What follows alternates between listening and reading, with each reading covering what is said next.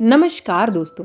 माँ बाप और बच्चों के बीच का रिश्ता जितना खास होता है, कई बार उतना ही उलझन भरा भी हो सकता है।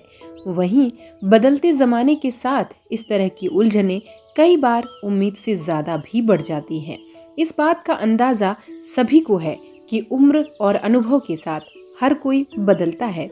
शक्ल सूरत से लेकर आपके सोचने समझने की क्षमताओं में, नजरिए में बहुत फर्क आता है, जिस वजह से पेरेंट्स और बच्चों में आपसी समझ ना होने के कारण जनरेशन गैप जैसी समस्या उत्पन्न हो जाती है।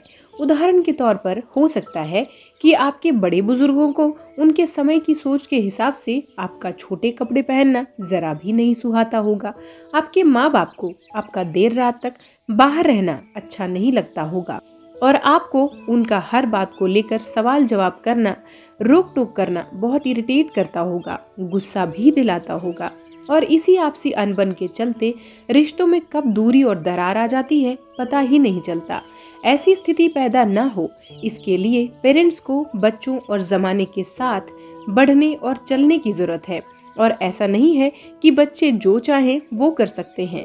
उन्हें भी अपने माँ बाप की फिक्र, चिंता और उम्मीद का अंदाजा होना चाहिए। जब दोनों तरफ से स्थिति को सुधारने के प्रयास होंगे तभी जाकर बदलाव आएगा और हमारे जीवन की ये जटिल समस्या सॉल्व होगी। दोस्तों, अगर परिवार में तनाव होता है तो उसका असर हर इंसान के प्रत्येक पहलू पर पड़ता है। आइए आज की इस कहानी के माध्यम से हम जानें कि कैसे रिश्तों को संभालना बहुत आसान हो सकता है अगर हम छोटे छोटे स्टेप लेकर आगे बढ़ें। दफ्तर से आते आते रात के 8 बज गए थे। घर में घुसते ही प्रतिमा के बिगड़ते तेवर देख श्रवण भाप किया कि जरूर आज घर में कुछ हुआ है, वरना मुस्कुराकर स्वागत करने वाली का चेहरा उतरा ना होता। सारे दिन मोहल्ले में होने वाली गतिविधियों की रिपोर्ट जब तक मुझे सुना न देती उसे चैन नहीं मिलता था। जलपान के साथ साथ बतरस पान भी करना पड़ता था।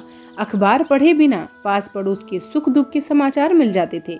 शायद देरी से आने के कारण ही प्रतिमा का मूड बिगड़ा हुआ है। उससे माफी मांगते हुए बोला, सॉरी, मैं तुम्हें फोन नहीं कर पाया। महीने का अंतिम दिन होने के कारण बैंक में ज्यादा काम था। तुम्हारी देरी का कारण मैं समझ सकती हूँ, पर मैं इस कारण दुखी नहीं हूँ, प्रतिमा बोली। फिर हमें भी तो बताओ, इस चांद से मुखड़े पर चिंता की कालिमा क्यों? श्रवण ने पूछा। दोपहर को अमेरिका से बड़ी भाभी का फोन आया था कि कल माताजी हमारे पास पहुंच रही हैं, प्रतिमा चिंतित होते हुए बोली। तो इसमें इतना उदास और चिंतित होने की क्या बात है? उनका अपना घर है, वे जब चाहें तब आ सकती हैं। श्रवण ने हैरानी से कहा। आप नहीं समझ रहे, अमेरिका में माँ जी का मन नहीं लगा, अब वे हमारे ही साथ रहना चाहती हैं। अरे मेरी चंद्रमुखी, अच्छा है ना, घर में रौनक बढ़ेगी, बर्तनों की उठापटक रहेगी। एकता कपूर के सीरियलों की चर्चा तुम मुझसे ना करके माँ से कर सकोगी। सास बहू मिलकर मोहल्ले की चर्चाओं में बढ़ चढ़कर भाग लेना। श्रवण चटकारे लेते हुए बोला।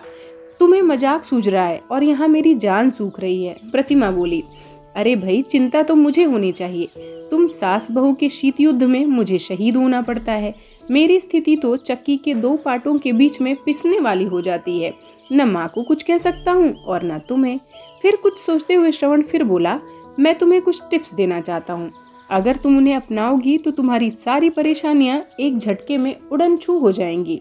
अच्छा, अगर ऐसा है तो आप जो कहेंगे मैं वही करूँगी। मैं चाहती हूँ कि माँ जी खुश रहें। आपको याद है, पिछली बार छोटी सी बात से माँ जी नाराज हो गई थी। देखो प्रतिमा, जब तक पिताजी जीवित थे तब तक हमें उनकी कोई चिंता नहीं थी। जब से वे अकेली हो गई हैं, उनका स्वभाव बदल गया है। उनमें असुरक्षा की भावना ने घर कर लिया है। अब तुम ही बताओ, जिस घर में उनका एक छत्र राज था अब वो नहीं रहा। बेटों को तो बहुओं ने छीन लिया। जिस घर को तिनका तिनका जोड़कर माँ ने अपने हाथों से संवारा, उसे पिताजी के जाने के बाद बंद करना पड़ा। उन्हें कभी अमेरिका तो कभी हमारे यहाँ हमारे पास आकर रहना पड़ता है। वे खुद को बंधन में महसूस करती हैं।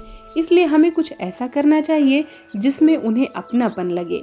उनको हमसे पैसा नहीं चाहिए, उनके लिए तो पिताजी की पेंशन ही बहुत है। उन्हें खुश रखने के लिए तुम्हें थोड़ी सी समझदारी दिखानी होगी, चाहे नाटकीयता से ही सही, श्रवण प्रतिमा को समझाते हुए बोला।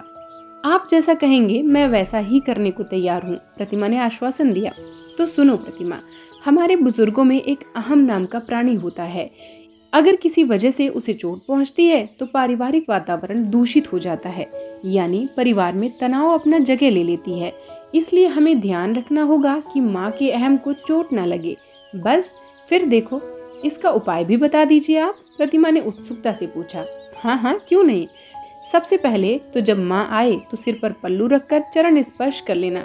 रात को सोते समय कुछ देर उनके पास बैठकर हाथ पांव दबा देना। सुबह उठकर चरण स्पर्श के साथ प्रणाम कर देना, श्रवण ने समझाया। अच्छा, अगर इसी तरह माँ जी खुश होती हैं तो ये कोई कठिन काम नहीं है। एक बात और, कोई भी काम करने से पहले माँ से एक बार पूछ लेना। होगा तो वही जो मैं चाहूंगा।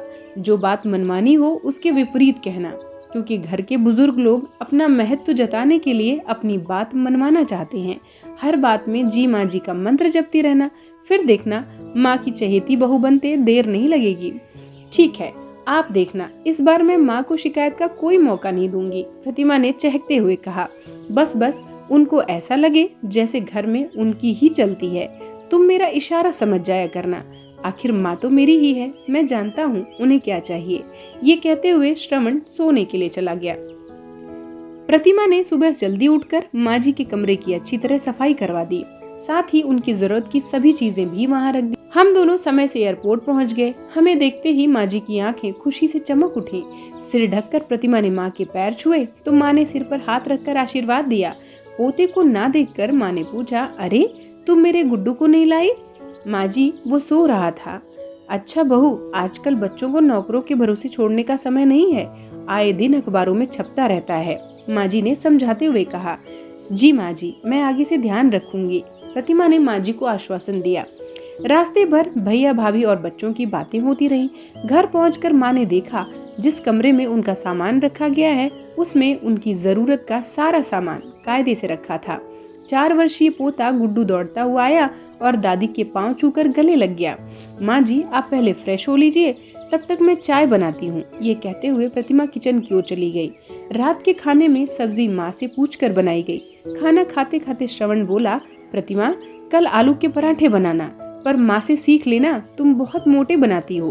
प्रतिमा की आंखों में आंखें डालकर श्रवण बोला, ठीक है, माँ जी से पूछकर ही बनाऊंगी।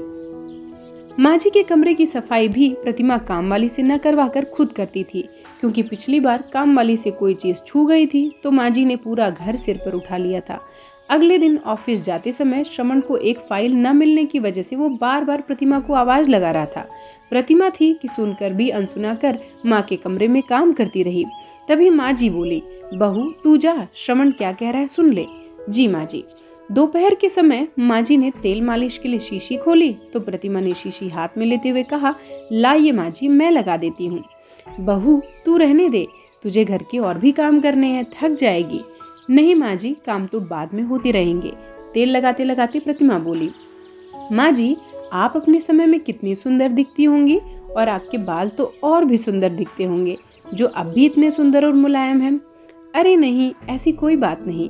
हाँ, तुम्हारे बाबूजी जरूर कभी कभी छेड़ दिया करते थे, कहते थे कि अगर मैं तुम्हारे कॉलेज में होता तो तुम्हें भगा ले जाता। बात करते करते उनके मुख की लालिमा बता रही थी कि जैसे वो अपने अतीत में पहुंच गई हैं। प्रतिमा ने चुटकी लेते हुए माँ जी को फिर छेड़ा। माँ जी, गुड्डू के पापा बताते हैं कि आप नाना जी के घर भी कभी कभी ही जाती थी। बाबूजी का आपके बिना मन ही नहीं लगता था, क्या ऐसा ही था? चल हट शरारती कहीं की, कैसी बातें करती है। देख गुड्डू स्कूल से आता ही होगा। बनावटी गुस्सा दिखाते हुए माँ जी नौयौवना की तरह शर्मा गई। शाम को प्रतिमा को सब्जी काटते देख माँ जी बोली, बहू तुम कुछ और काम कर लो, सब्जी मैं काट देती हूँ। माँ जी रसोई घर में गईं तो प्रतिमा ने मनुहार करते हुए कहा, माँ जी मुझे भरमा शिमला मिर्च की सब्जी नहीं बनानी आती, आप सिखा देंगी? ये कहते हैं कि जो स्वाद माँ के हाथ में है वो तुम्हारे हाथ में नहीं। हाँ हाँ, क्यों नहीं, मुझे मसाले दे, मैं बना देती हूँ। धीरे धीरे रसोई की जिम्मेदारी माँ ने अपने ऊपर ले ली। और तो और गुड्डू की मालिश करना, उसे नहलाना, उसे खिलाना पिलाना सब माँ जी ने संभाल लिया। अब प्रतिमा को गुड्डू को पढ़ाने के लिए भी बहुत समय मिलने लगा। इस तरह प्रतिमा के सिर से काम का भार भी कम हो गया था। साथ ही साथ घर का वातावरण भी खुशनुमा रहने लगा। श्रवण को प्रतिमा के साथ कहीं घूमने जाना होता तो वो यही कहती कि माँ से पूछ लो, मैं उनके बिना नहीं जाऊंगी। एक दिन पिक्चर देखने का मूड बना। ऑफिस से आते हुए श्रवण 2 पास ले आया। जब प्रतिमा को चलने के लिए कहा तो वो झट से ऊंचे स्वर में बोली, माँ जी चलेंगी तो मैं चलूंगी, वरना नहीं। वो जानती थी कि माँ को पिक्चर देखने में कोई इंटरेस्ट नहीं है। उनकी तूतू मैं सुनकर माँ जी बोली, बहू क्यों जिद कर रही हो? श्रवण का मन है तो चली जाओ ना, गुड्डू को मैं देख लूंगी। माँ जी ने शांत स्वर में कहा। अंधा क्या चाहे दो आंखें। दोनों पिक्चर देखकर वापस आए तो उन्हें खाना तैयार मिला। माँ जी को पता था कि श्रवण को कटहल बहुत पसंद है, इसलिए फ्रिज से कटहल निकाल कर बना दिया। चपातियां बनाने के लिए प्रतिमा ने गैस जलाई तो माँ जी बोली, प्रतिमा तुम खाना लगा लो, रोटियां मैं सेकती हूँ। नहीं माँ जी, आप थक गई होंगी, आप बैठिए, मैं गरम गरम रोटियां बनाकर लाती हूँ। सभी एक साथ बैठकर खाएंगे, तुम बना लो, श्रवण बोला। सबको एक साथ खाना खाते देख माँ जी की आंखें नम हो गई। श्रवण ने पूछा तो माँ बोली, आज तुम्हारे बाबूजी की याद आ गई। आज वे होते तो तुम सबको देखकर बहुत खुश होते। माँ मन को दुखी मत करो, श्रवण बोला। प्रतिमा की ओर देखकर श्रवण बोला, कटहल की सब्जी ऐसे बनती है? सच में माँ, बहुत दिन बाद इतनी स्वादिष्ट सब्जी खाई है। माँ से कुछ सीख लो प्रतिमा। माँ जी सच में सब्जी बहुत स्वादिष्ट है, मुझे भी सिखाइएगा। बहू खाना तो तुम भी बहुत अच्छा बनाती हो। नहीं माँ जी, जो स्वाद आपके बनाए खाने में है वो मेरे में कहाँ, प्रतिमा बोली। श्रवण को दिवाली पर बोनस के पैसे मिले तो देने के लिए उसने प्रतिमा को आवाज लगाई। प्रतिमा ने आकर कहा, माँ जी को ही दीजिए ना। श्रवण ने लिफाफा माँ के हाथ में रख दिया। माँ जी लिफाफे को उलट पुलट कर देखते हुए रोमांचित हो उठी। आज वे खुद को घर की बुजुर्ग और सम्मानित सदस्य अनुभव कर रही थी। श्रवण और प्रतिमा जानते थे कि माँ को पैसों से कुछ लेना देना नहीं है, न ही उनकी कोई विशेष जरूरतें हैं, बस उन्हें तो अपना मान सम्मान चाहिए था। अब घर में कोई भी खर्चा होता या कहीं जाना होता तो प्रतिमा माँ से जरूर पूछती। माँ जी भी उसे कहीं घूमने जाने के लिए मना नहीं करती। अब हर समय माँ के मुख से प्रतिमा की प्रशंसा के फूल ही झड़ते। दिवाली पर घर की सफाई करते करते प्रतिमा स्टूल से जैसे ही नीचे गिरी तो उसके पाँव में मोच आ गई। माँ ने उसे उठाया, उसे पकड़कर पलंग पर बैठाकर पाँव में मरहम लगाया और गर्म पट्टी बांधकर उसे आराम करने को कहा। ये सब देखकर श्रवण बोला, माँ मैंने तो सुना था बहू सेवा करती है सास की, पर यहाँ तो उल्टी गंगा बह रही है। चुप कर, ज्यादा बकबक मत कर। प्रतिमा मेरी बेटी जैसी है, क्या मैं इसका ध्यान नहीं रख सकती? प्यार से डांटते हुए माँ बोली। माँ जी बेटी जैसी नहीं बल्कि बेटी कहो, मैं आपकी बेटी ही तो हूँ। प्रतिमा की बात सुनते ही माँ जी ने उसके सिर पर हाथ रखा और बोली, तुम सही कह रही हो बहू, तुमने बेटी की कमी पूरी कर दी। तो दोस्तों घर में होता वही जो श्रवण चाहता, पर एक बार माँ की अनुमति जरूर ली जाती। बेटा चाहे कुछ भी कह दे, पर बहू की छोटी सी भूल को भी सास सहन नहीं करती। इसी से सास को अपना अपमान लगता है। ये हमारी परंपरा सी बन चुकी है जो धीरे धीरे खत्म होती जा रही है। माँ जी को थोड़ा सा मान सम्मान देने के बदले उसे अच्छी बहू का दर्जा और बेटी का स्नेह मिलेगा, इसकी कल्पना तो उसने कभी की ही नहीं थी। प्रतिमा के घर में हर समय प्यार का, खुशी का वातावरण रहने लगा। दिवाली नजदीक आ गई थी। माँ और प्रतिमा ने मिलकर पकवान बनाए। लगता है इस बार की दिवाली एक विशेष दिवाली रहेगी। सोचते सोचते श्रवण बिस्तर पर लेटा ही था कि अमेरिका से भैया का फोन आ गया। उन्होंने माँ के स्वास्थ्य के बारे में पूछा और ये बताया कि इस बार माँ उनके पास से नाराज होकर लौटी हैं। उनके विचार उनकी बड़ी बहू से कभी नहीं मिले और उन्हें ऐसा लगता था कि अमेरिका में उनका मन नहीं लगता और दोनों के बीच में झगड़ा हो गया। तो इस बार दिवाली पर प्रतिमा ने घर कुछ विशेष प्रकार से सजाया। मुझे उत्साहित देकर प्रतिमा ने पूछा, क्या बात है, आप बहुत खुश नजर आ रहे हैं। अपनी खुशी को छिपाते हुए मैंने कहा, तुम सास बहू का प्यार हमेशा ऐसे ही बना रहे, इसलिए खुश हूँ। नजर मत लगा देना हमारे प्यार को। प्रतिमा खुश होते हुए बोली। दिवाली वाले दिन माँ ने अपने बक्से की चाबी देते हुए कहा, बहू लाल रंग का एक डब्बा है, उसे ले आ। प्रतिमा ने जी माँ जी कहकर डब्बा लाकर दे दिया। माँ ने डब्बा खोला और उसमें से खानदानी हार निकाला। हार प्रतिमा को देते हुए बोली, लो बहू, ये हमारा खानदानी हार है, इसे संभालो और दिवाली इसे पहन कर मनाओ। तुम्हारे पिताजी की यही इच्छा थी। हार देते हुए माँ की आंखें खुशी से नम हो गईं। प्रतिमा ने भी हार लेकर माथे से लगाया और माँ के पैर छूकर आशीर्वाद लिए। दिवाली के शुभ अवसर पर अन्य दीपों के साथ माँ के हृदय रूपी दीप भी जल उठे, जिनकी ज्योति ने सारे घर को जगमग कर दिया। तो दोस्तों हमारे घरों में स्थितियां तब और बिगड़ जाती हैं जब दोनों पक्ष बोलने लगते हैं, मगर कोई एक दूसरे की बात सुनने या समझने का प्रयास ही नहीं करता। तो दोस्तों, रिश्तों में समझ और सहन शक्ति दोनों का ही होना बहुत ज़रूरी है। इसलिए अगर अच्छे रिश्ते की बुनियाद रखना चाहते हैं तो समझिए कि आप क्या कर रहे हैं और सामने वाला आपसे क्या चाहता है, वो किस दौर से गुजर रहा है, उसकी मानसिक स्थिति क्या है और आप दोनों के बीच की हालिया स्थिति क्या बयां कर रही है। तो माता पिता होने के नाते बच्चों को भी हर स्थिति को समझना ज़रूरी है। उन्हें हिम्मत देना, उन्हें प्रोत्साहन देना भी कई बार काफ़ी होता है। तो दोस्तों, आशा है ये वीडियो और इसमें छिपी हुई सीख आपको पसंद आई होगी और अगर आप बच्चे हैं तो आप हर स्थिति में अपने पेरेंट्स के लिए खड़े रहेंगे और उनको एहसास दिलाएंगे कि आपको उनकी परवाह है, उनसे प्यार है, तो उनका आप पर विश्वास बढ़ जाएगा। हालांकि ये भी समझना ज़रूरी है कि ऐसा तब ही करें जहां पर वे गलत ना हो और सुधार की गुंजाइश हो। तो दोस्तों, मिलती हूँ आपसे किसी और वीडियो में किसी और सीख के साथ। यहाँ तक सुनने के लिए और मेरा साथ देने के लिए आपका बहुत बहुत धन्यवाद। नमस्कार।